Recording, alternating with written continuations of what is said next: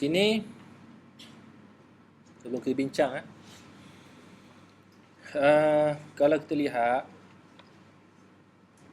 yang hikam yang kelima, yang keenam ni dia, dan kelima, keenam, ketujuh ni dia hampir-hampir sama.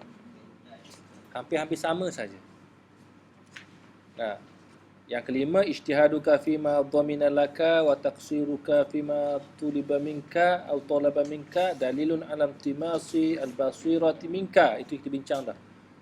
Kita berlomba-lomba, bersungguh-sungguh untuk melakukan apa yang kita nak. Tapi kita cuai yang kita nak, yang nafsu kita nak, yang kehendak diri kita nak. Tapi dalam waktu sama kita cuai terhadap apa yang dituntut oleh Allah. Benda yang telah dijamin oleh Allah Ta'ala, kita sungguh-sungguh. Tapi benda yang, apa maknanya, maksud apa yang dijamin Allah Ta'ala? Kehidupan kita. Kita makan, kita minum, itu telah dijamin Allah Ta'ala. Tapi kita bersungguh-sungguh sangat. Tapi apa yang dituntut, yang sepatutnya awak buat untuk hari akhirat, awak cuai. Maka itu tanda mata hati kita kelabu, kabur. Itu dari aspek kehendak kita. Yang keenam, dari aspek kita berdoa. Kita berdoa bersungguh-sungguh macam tadi, tiba-tiba Allah Ta'ala tidak makbulkan ataupun tunaikan kehendak kita. Juga suatu perkara yang diajar kepada kita supaya kita faham bahawa perlu kita berbaik sangka kepada Allah Subhanahu Wa Taala. Sebagaimana kita bincang tadi. Jangan kita berburuk sangka. Kenapa? Kerana Allah Ta'ala tentukan apa yang baik untuk kita pada waktu yang telah dipilih oleh Allah Ta'ala terhadap perkara yang dikehendaki oleh Allah Ta'ala. Bukan baik itu berpandukan kepada apa yang kita sendiri pilih. Apa yang kita hendak sendiri. Waktu yang kita pilih sendiri. Itu bukan maksudnya, itu bukan perkara yang baik sebenarnya. Perkara yang baik itu yang dikehendaki oleh Allah Ta'ala untuk kita. Okey. Maka bila kita doa satu kebaikan, kita serah kepada Allah Subhanahu Wa Taala untuk menentukan masa dan bila dan apa yang hendak dikurniakan kepada kita. Bukan kita yang mesti menentukannya. Ini juga sebenarnya ada kaitan dengan hikmah yang keempat. Rehatlah diri kamu, rehatlah nafsu kamu daripada melakukan tadbir. Maksudnya bila kita berdoa, kita tak perlu fikir-fikir. Kenapa tak jadi? Kenapa tak boleh? Kenapa tak sampai masa? Sebab apa? Sebab yang menentukannya, yang menunaikannya ialah Allah Subhanahu Wa Taala, bukannya kita. Itu maksud jangan kita rehatkan nafsu kita.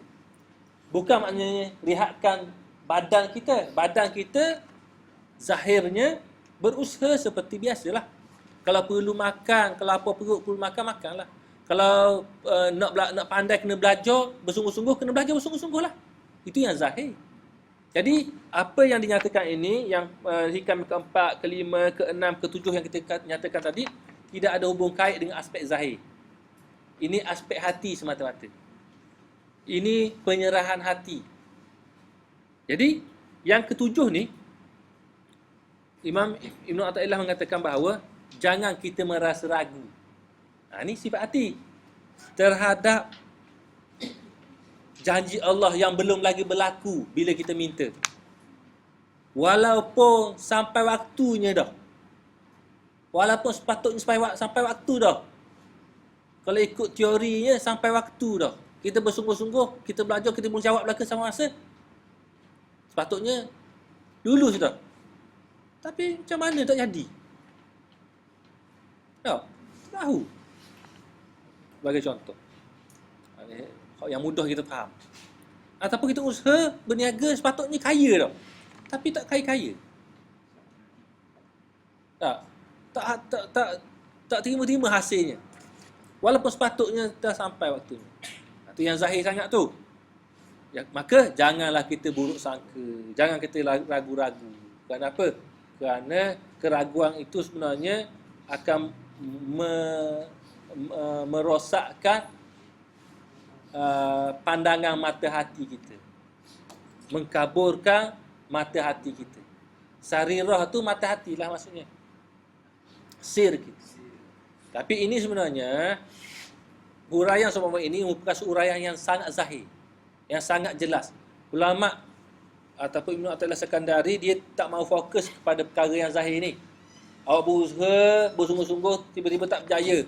Itu bukan itu tumpuan dia. Tumpuan dia kepada aspek pembinaan jiwa. Aspek pembinaan jiwa iaitu dalam proses mengenal Allah Subhanahu Wa Taala.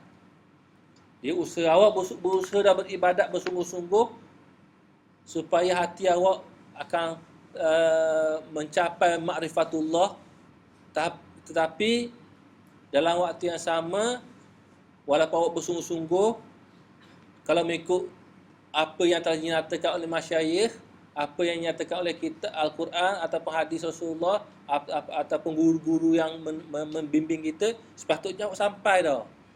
Awak kenal dah Allah Ta'ala dengan cara ni. Tiba-tiba tak sampai lagi waktunya. Begitu. Tak sampai lagi waktu yang dituntut tu, yang kita mahukan tu. Belum lagi kita merasai makna kenal Allah SWT dengan cara tu. Maka janganlah kita timbul rasa perasaan ragu terhadap apa yang telah Allah Ta'ala tentukan untuk kita. Okey. Ini nak menunjukkan kepada kita Allah Subhanahu Wa Ta'ala janjinya tidak sama sekali dimungkiri. Kalau kita merasa ragu terhadap janji Allah Ta'ala, bermakna kita ada perasaan mengatakan bahawa Allah Ta'ala ni menipu. Kita merasakan Allah Ta'ala ni tipu. Kata janji nak bagi, tapi tak bagi. Rasa macam menipu je. Okey, itu perasaan kita.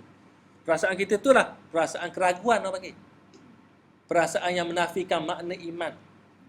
Jadi sekarang ni Syekh Ibn Athaillah kata kita nak bina iman, nak bina tauhid. Ini makna tauhid. Kita berdoa, kita serah diri kepada Allah Ta'ala. Kemudian Allah Ta'ala tidak makbul doa kita, tetap kita yakin kepada Allah Ta'ala. Tetap kita berharap kepada Allah Ta'ala. Tetap kita tak rasa putus asa kepada Allah Ta'ala. Tetap kita tak buruk sangka kepada Allah Ta'ala. Itu makna tauhid. Itu orang panggil rasa tauhid. Makna tauhid itu maknanya rasa tauhid yang ada dalam diri kita. Bila sebut makna tauhid itu ialah perasaan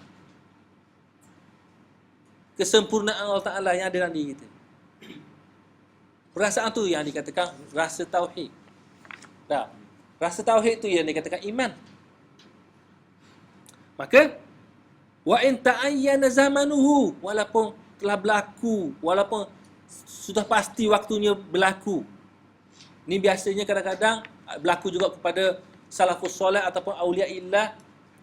Mereka dengan hemah yang tinggi yang ada pada mereka merasakan berlaku perkara ni dengan ilham yang dikurniakan Allah Ta'ala. Tiba-tiba sampai masa waktu tak berlaku lagi. Walaupun begitu, janganlah mari timbul perasaan ragu-ragu terhadap janji Allah walaupun tidak berlaku. Maksudnya ilham yang Allah Ta'ala kurniakan kepada para wali Allah tidak semestinya berlaku. Yang berlaku dalam mimpi katanya hatta Rasulullah sendiri pun kalau jumpa mengatakan berlaku sekian sampai masa tak berlaku. Jangan kita rasa ini satu kekurangan daripada Allah Ta'ala. Ilham Allah Ta'ala kurnia kepada hamba-Nya, para wali sekalipun, boleh tidak berlaku. Tidak semestinya berlaku. Kenapa? Kerana itu ketentuan Allah Ta'ala. Tidak semestinya berlaku. Di ilham yang dirasakan berlaku, tiba-tiba tak berlaku. Yang dirasakan begitu, rupanya tidak begitu. Tidak semestinya begitu. Maksudnya kita serah kepada Allah Subhanahu Wa Ta'ala. Sebab apa? Sebab yang mengilham tu Allah Ta'ala, yang menjadikannya Allah Ta'ala. Lalu kenapa kita bergantung dengan ilham kita? Jangan bergantung dengan ilham kita. Bergantung kepada Allah Ta'ala. Serah kepada Allah Ta'ala. Allah Ta'ala kurniakan kepada kita ilham tu untuk memberi peringatan kepada kita supaya kita bersedia kalau ia berlaku. Contoh. Jadi itu antara maknanya. Ha. Contoh disebut sini, li'annahu yashmalu, hikam ini umum. Kenapa? Ia meliputi perkara iza kana wa'du minallahi bi ilhamin rahmani bi an alhamaka annahu yahsulu laka fil waqtil fulani fathun aw yahsulu fi hadzal ami kaza kama yaqa. Tapi tiba-tiba tidak berlaku. Dengan ilham Allah Ta'ala kurniakan kepada kita, mungkin Allah Ta'ala kurnia. Dengan ilham kita rasa yakin Allah Ta'ala akan kurnia kepada kita perkara ni. Ataupun guru kita beritahu kepada kita akan berlaku perkara ni untuk kita. Fathun tu satu pembukaan kerohanian bagi Allah Subhanahu Wa Ta'ala kepada kita. Maksudnya pembukaan kerohanian ni maksudnya apa? Apa makna dia?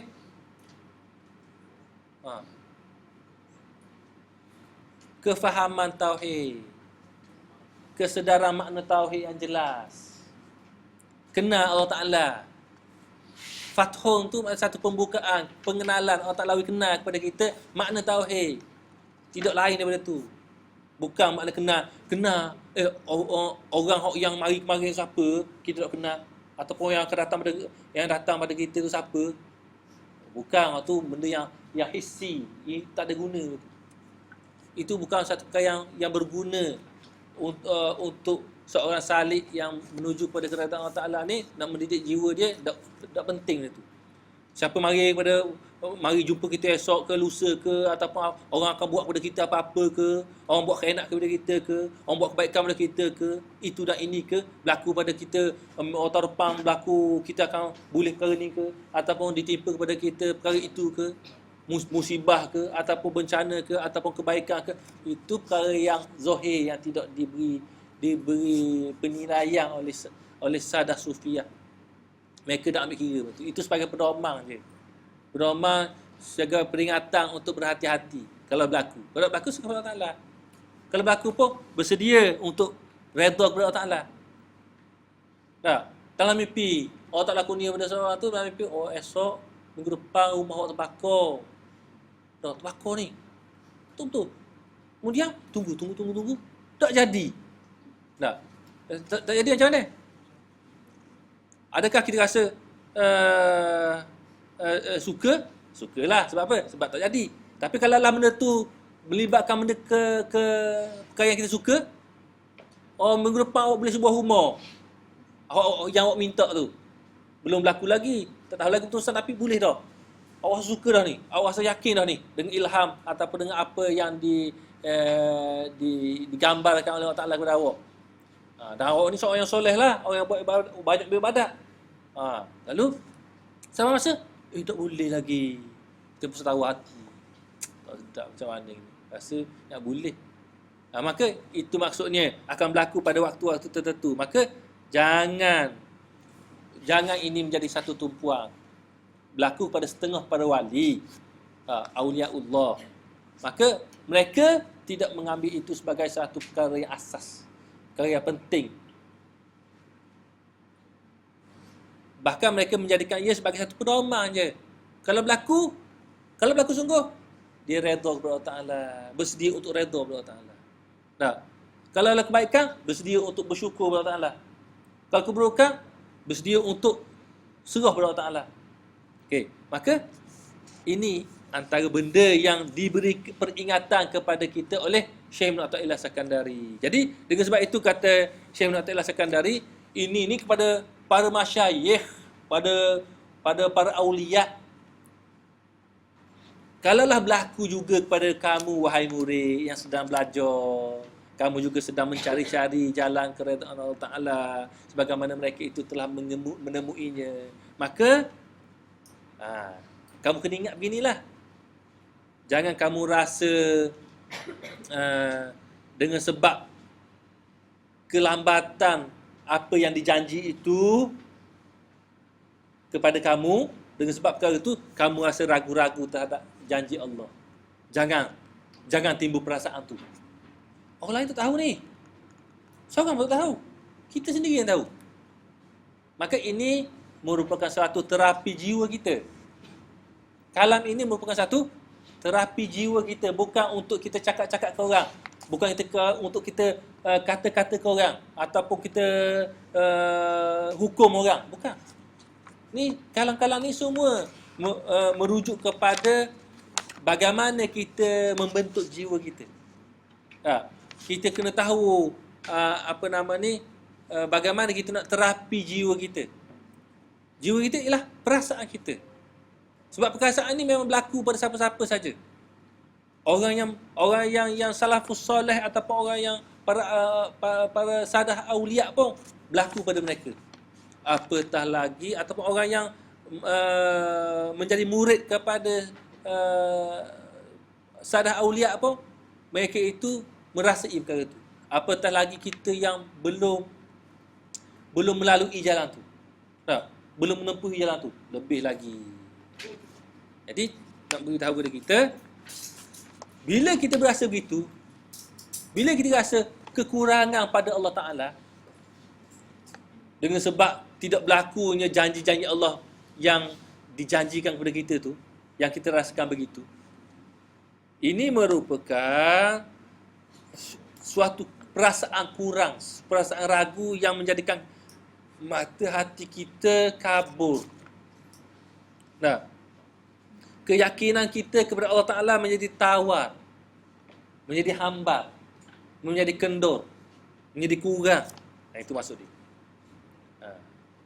Mengurangkan cahaya sir kita. Cahaya sir itulah cahaya hati kita lah. Cahaya mata hati kita.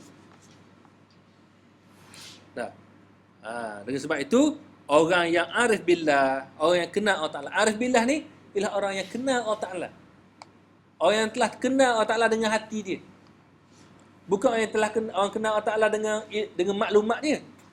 Kita kenal Allah Ta'ala dengan maklumat kita. Dengan maklumat yang ada pada kita, kita pun, oh ya, Allah Ta'ala ada, Allah Ta'ala berkuasa, Allah Ta'ala, semua kita kata. Tapi, masa kita kata Allah Ta'ala ada tu, terasa atau tidak dalam hati kita, ada Allah Ta'ala yang menjiwai diri kita, yang menguasai jiwa kita, sehingga segala gerak-gerik kita rasakan tidak terlepas daripada tadbir urus Allah. Tak ada kan? Sangat jarang. Ataupun tak adalah. Segala gerak-gerik kita rasa tadbir urus kita. Buktinya, sangat jelas. Kita tak perlu berselindung, tak perlu menipu diri kita. Kita sangat jelas rasa kita ni ada. Sehingga kan kalau orang kata kita sikit je, apalah solehah ni, rasa selalu, rasa hati selalu. Kata ke solehah, contoh, sebut nama je, rasa selalu. Tapi kalau sebut rasa molek je, oh baguslah solehah ni, rasa gong selalu. Rasa hebat selalu. Contoh, tanda bahawa rasa ada kita sangat jelas menyelubungi jiwa kita. Tapi rasa ada Allah sangat jauh dalam sudut hati kita. Mungkin tak ada pun. Bila ada, masa susah mungkin. Masa susah sangat, Allah, tolonglah aku ya Allah, susah aku ni. Baru timbul. Masa senang, hilang. Kalau ada-ada pun, ada-ada bermain-main, berlego-lego di fikiran kita je. Jauh daripada menyentuh hati kita.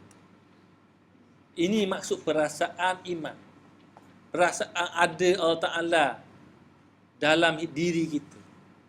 Rasa berkuasa Allah Ta'ala, rasa melihat Allah Ta'ala, rasa mendengar Allah Ta'ala. Semua sekali lah. Segala sifat-sifat kesempurnaan Allah Ta'ala tu. Sehinggalah kita boleh rasa Allah Ta'ala mentadbir urus kita, menguasai kita, berkehendak ke atas kita, melihat kita, mendengar kita, dan semua sekali, sehingga kan gerak-gerik kita tidak terlepas daripada perasaan ingat Allah Ta'ala. Itu maksud sabda Rasulullah Ta'ala, firman Allah Ta'ala, wa huwa ma'akum aina ma kuntum. Itu maksud firman Allah Ta'ala, wa huwa ma'akum aina ma kuntum. Dia berserta kamu di mana saja kamu berada. Sedikit pun tidak hilang rasa tu. Okey. Maka itulah sifat-sifat orang yang arif billah. Orang yang kenal Allah Ta'ala. Orang yang kenal Allah Ta'ala dalam begini rupa, dengan sifat yang seumpama ini, orang ialah orang yang ta'addaba ma'a rabbih, orang yang sangat beradab dengan Allah Ta'ala. Bila berlaku apa yang berlaku pada diri dia, dia beradab dengan Allah Ta'ala, sedikit pun tidak rasa kurang apa yang telah ditakdirkan oleh Allah Ta'ala kepada dia. Tak ada rasa keluh kesah. Apa aku jadi gini apa Allah Ta'ala buat aku gini sepatutnya tak gini Kan? Itu apa yang dirasai oleh perasaan yang tidak kenal Allah Ta'ala. Okey. Jadi dengan sebab itu Syekh Ibn Athaillah Sakandari memberi peringatan kepada kita, li alla yakuna zalika, supaya perkara yang tersebut tadi tidak berlaku apa yang diharapkan tadi. Supaya tidak berlaku keraguan yang berlaku dalam diri kita, supaya tidak menjadi qadhan fi basiratika, supaya kita menjauhkan diri kita daripada rasa ragu, supaya apa? Supaya perasaan ragu tersebut tidak menggelapkan mata hati kita. Tidak menggelapkan mata hati kita. Dan mata hati kita inilah sebenarnya menunjukkan kepada kita bahawa kita telah merasa ragu. Ada makna bahawa kita telah mendustakan Allah Ta'ala, ataupun Allah Ta'ala melakukan pendustaan terhadap kita. Begitu. Seolah-olah kita mari keraguan bahawa satu penipuan daripada Allah Ta'ala kepada kita. Ada perasaan tu. Ada makna tu apabila kita ragu. Kita tak kata, tapi keraguan kita tu membayangi makna tersebut. Faham? Okey. Dan itulah sebenarnya yang dikatakan dha'ful iqan fil iman. Kesang dia pasal apa? Timbul perkara tu kerana puncanya kerana dha'ful iqan fi al-iman. Lemahnya keyakinan dalam iman kita. Dengan sebab kita lemah iman tu lah timbul perasaan tu. Lemah iman. Iman ni apa dia? Iman apa dia? Rasa yakin. Rasa yakin ni, bagaimana boleh timbul rasa yakin? Bila kuat hubungan ingatan kita terhadap kebesaran keagungan Allah Ta'ala dalam diri kita. Bila kuat hubungan rasa Allah Ta'ala tu berkuasa, rasa Allah Ta'ala besar, Allah Ta'ala tu matabir, Allah Ta'ala tu ada, Allah Ta'ala semua sekali yang bersifat kesempurnaan dan maha suci daripada segala sifat kekurangan, rasa perasaan itulah yang menyelubungi hati kita tu, yang membangkitkan ataupun menguatkan sifat keyakinan kita kepada Allah.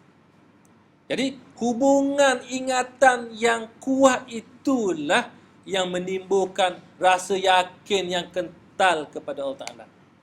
Maka rasa yakin yang kental itulah yang dikatakan al-iman. Faham? Maka bagaimana caranya untuk kita menimbulkan rasa yakin tersebut? Kembali kepada mestilah kita timbulkan rasa ingat kepada kebesaran keagungan kesempurnaan Allah Subhanahu Wa Taala. Lalu ditanya lagi, bagaimana untuk menimbulkan rasa ada Allah Ta'ala dalam diri kita, rasa sempurna Allah Ta'ala, rasa agung Allah Ta'ala, rasa segala sifat kesempurnaan Allah Ta'ala, dan rasa kenal segala sifat yang maha suci, sifat kekurangan yang maha suci daripada Allah Ta'ala. Bagaimana? Dengan cara sebut dan ingat Allah Ta'ala. Kena sebut Allah Ta'ala. Kena sebut nama Allah. Sebut. Bila sebut banyak-banyak, dia mari timbul ingat. Kemudian ingat. Ingat banyak-banyak, dia timbul sifat ingat. Bila timbul sifat ingat, barulah sifat ingat itu mengawal segala segala pelusuk hati kita, segala pelusuk perasaan hati kita yang menjadikan kita ni rasa ada Allah Ta'ala sentiasa dalam diri kita.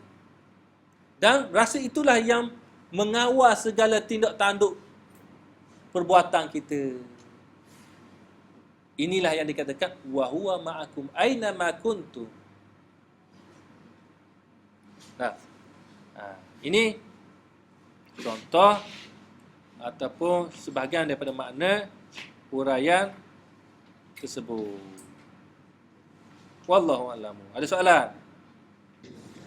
Lam yatazalzal inda ta'akhuri ma wa'adahu bihi.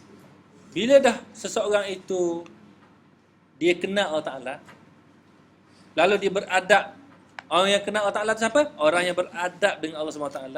Dan orang yang tidak yatazalzal, tidak rasa tergoncang, tidak bergoncang, tidak merasa ragu, tidak merasa keluh kesah, tidak rasa bimbang. Macam-macam lah makna dia. Makna yang sama ya. Tidak, makna asalnya tidak ragu. Tidak merasa ragu bila apa yang dijanjikan oleh Allah Ta'ala tu datang lewat. Datang lewat daripada apa yang sepatutnya. Tidak rasa ragu. Ini yang dikatakan sifat orang yang arif billah.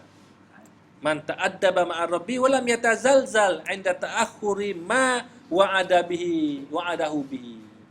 Tidak merasa ragu sikit. Okey. Lagi? Ya.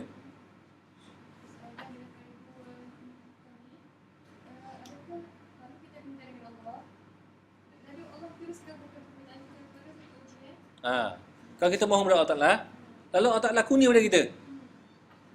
Apakah makna itu? Ujian ke, bala ke, nikmat ke? Maka kita kena jawab, kita kena faham bahawa itu merupakan kurnia Allah Ta'ala. Kurnia Allah Ta'ala kepada kita, Allah Ta'ala kurnia. Tapi walaupun kurnia Allah Ta'ala dalam bentuk yang umumnya juga menjadi ujian kepada kita. Nak tengok sejauh mana kita bersyukur ke, ataupun kita kufur kepada nikmat Allah Ta'ala ke setelah dikurniakan kepada kita, ataupun macam mana. Kalau kita melihat ia sebagai nikmat, lalu kita bersyukur, maka Allah Ta'ala akan jadi kurnia Allah Ta'ala, apa yang kita doa tu yang telah dikurniakan Allah Ta'ala kepada kita, menjadi satu nikmat yang betul-betul nikmat, dan Allah Ta'ala tambah lagi nikmat. Bila? Apabila kita bersyukur kepada Allah Ta'ala. Jadilah nikmat doa yang kita doa daripada Allah Ta'ala tu, dan Allah Ta'ala makbul, maka ia merupakan satu nikmat yang sangat besar daripada Allah Ta'ala. Dan kita akan bakal menerima nikmatnya lagi apabila kita bersyukur kepada Allah Ta'ala. Maka jangan kita kata, ni walaupun Allah Ta'ala kurnia ni, kita kata ni belum tentu nikmat ni ujian semata-mata. Tak. Kita memandang ia sebagai nikmat daripada Allah Subhanahu Wa Ta'ala. Dengan syarat doa tu bukan perkara yang dosa lah. Itu asas. Okay. Dan seterusnya kita bersyukur kepada Allah Ta'ala. Tapi yang tidak menjadi nikmatnya mungkin menjadi ujian, menjadi bala. Apabila Allah Ta'ala kurnia kepada kita satu nikmat, kita pun tidak bersyukur.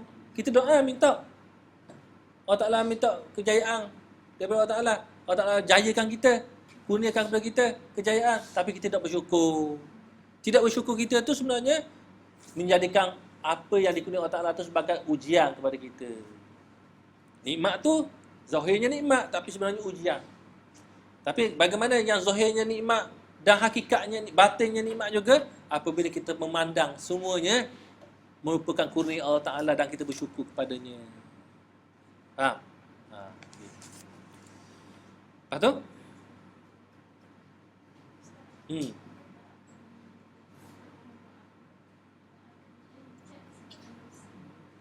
Kita doa.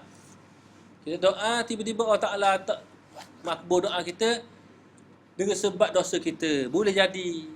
Sebut dalam hadis kan, seorang tu dia rambut kusut masai, berdoa, ya Allah, ya Allah. Tak, macam mana Allah Ta'ala nak terima doanya, sedangkan makanannya haram, dia membesar kerana haram, tak, pakaiannya haram, semuanya haram. Macam mana dia nak dimakbulkan doa? Itu antara contoh doa tidak dimakbulkan dengan sebab perbuatan haram ataupun perbuatan dosa yang kita lakukan. Maka bila kita sedar bahawa ia merupakan satu kesalahan, satu dosa, maka kita bertaubat, minta ampun kepada Allah Ta'ala, dan kita memohon daripada Allah Ta'ala supaya Allah Ta'ala mengampunkan dosa kita. Dan bila kita doa, kita mohon Allah Ta'ala makbulkan doa kita. Kalaupun tidak dimakbulkan, ini sifat yang perlu kita pegang. Jadi kita faham, doa kita ni mungkin tidak dimakbulkan Allah Ta'ala dengan sebab dosa kita. Dan walaupun kita berdosa, mungkin Allah Ta'ala makbulkan doa kita. Walaupun kita berdosa, mungkin ini sebagai satu ujian kepada kita untuk kita kembali kepada Allah Ta'ala, sedar kesilapan kita, dan bertaubat kepada Allah Ta'ala, dan bersyukur kepada Allah Ta'ala. Ini semua merupakan pelbagai bentuk tarbiyah yang Allah Ta'ala kurniakan kepada kita supaya kita mendidik jiwa kita. Okey.